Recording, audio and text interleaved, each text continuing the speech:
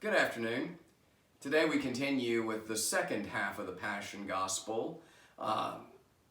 Matthew is telling his story of Jesus' arrest, trial, and crucifixion. And Matthew tells his account in a considerably different way than the other two synoptic Gospels, Mark and Luke.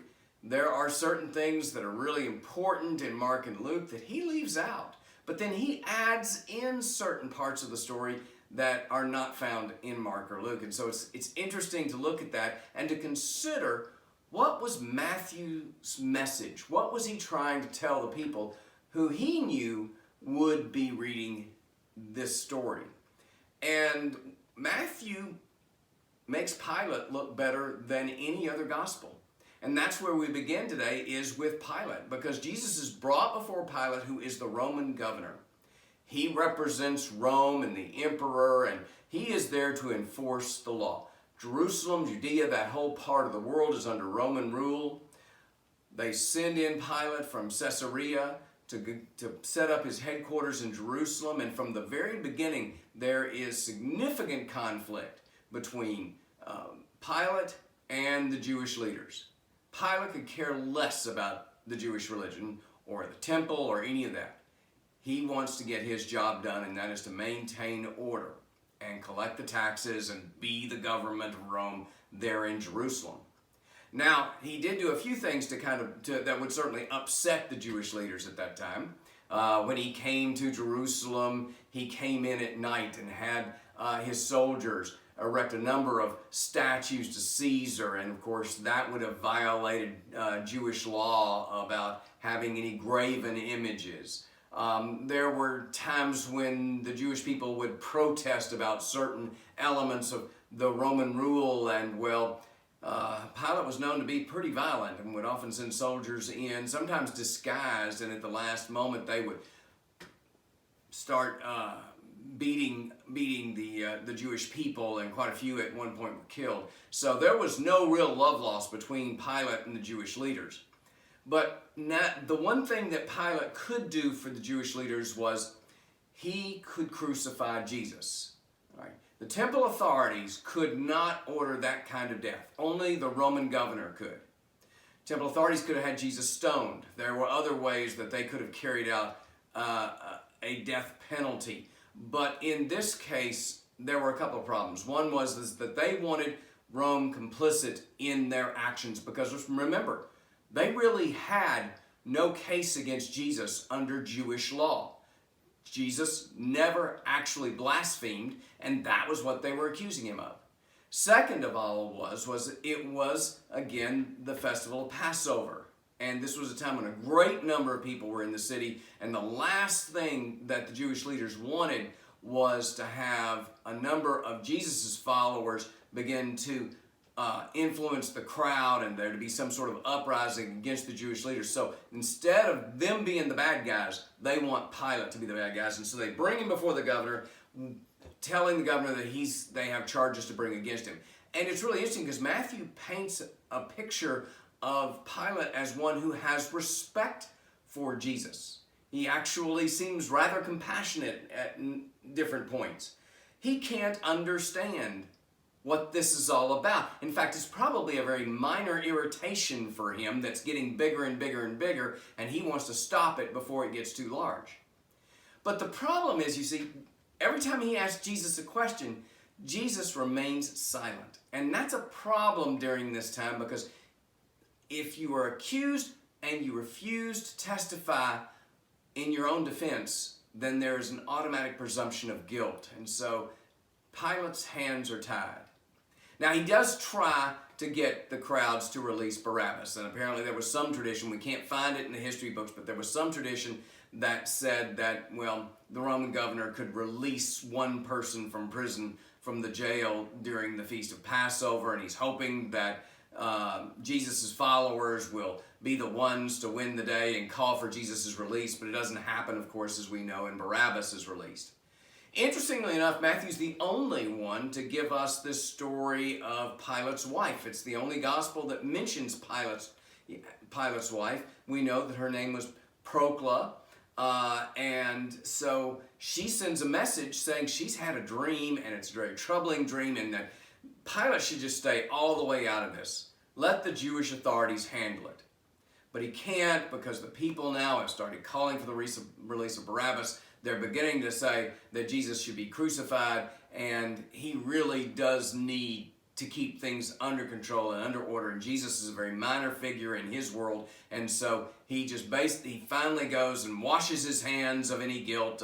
That whole scene has absolutely no basis in historical fact. Not saying it didn't happen. It's just he's the only gospel where that's mentioned, and so he washes his hands and proclaims his innocence of this man's blood, and turns Jesus over to the Jews and says, "Whatever you need." So of course, again, the Roman soldiers have to take him and actually do the crucifixion, which is exactly what the temple authorities wanted. Now, interesting enough, too, is that I saw for the first time, and often when you're reading these passages, you find new things that you see. And here, Pilate thinks he's innocent, and so he has Jesus flogged before crucifixion. You would have thought crucifixion would be enough. But we know, of course, that Jesus was flogged. And apparently that was sort of the common practice in the day, whether you were guilty or innocent. In this case, because Jesus won't speak, he's presumed guilty, but even if he'd been innocent, they flog you, I guess, to sort of say, look, you got brought here in the first place, and we don't want to see you again. Now, the soldiers, on the other hand, were very disrespectful to Jesus, which was kind of interesting following Pilate's more respectful attitude. And so they, of course, strip him of his clothes. They put a scarlet robe on him, whereas Mark puts in the Gospel of Mark, it's a purple robe. They mock him, and then they put his own clothes back on him and lead him away to be crucified. Now, also interesting in the Gospel of Matthew is Matthew doesn't give us any of the real serious details of the crucifixion. Matthew does not include the whole narrative of the nailing of Jesus' feet and hands with the nails. And we know those were very large nails, and this would have been extremely painful. Matthew stresses the reaction of a lot of the spectators. You know, we have just the one sentence, the one verse about Simon of Cyrene, who is compelled to carry the cross, but he doesn't tell us why. It doesn't say that Jesus was stumbling. By the way, when I was in Jerusalem, I saw the hill called Golgotha, where we think it was, and the distance between the seat of judgment where Pilate sat to pass judgment on any charges brought, and the distance to Golgotha was only about 100 yards. But a great deal goes into those 100 yards in Matthew's gospel. They divide his clothes and they cast lots, which of course was a pretty common thing in those days. And they put the sign over Jesus' head, King of the Jews. And, then we get the story of the two bandits hanging on the cross with him. And interesting in that is we don't have the one bandit mocking Jesus and the other bandit saying, "Remember me today in paradise." For Matthew, that's just not a big issue. And then, of course, once again, the chief priests and the scribes and the elders are mocking him. In fact, the whole scene of the crucifixion is not one that focuses necessarily on Jesus' physical suffering. Matthew wants to show that Jesus was absolutely alone at this point. Jesus' words reflect this, the crying out to God, my God, why have you forsaken me?" And then with the last breath, he just dies. We don't have some of the words of the other Gospels about, "Father, forgive them, for they know not what they do." Interestingly enough as well, there's no mention of the disciples anywhere in here. After he dies, there is the repentance of the soldiers.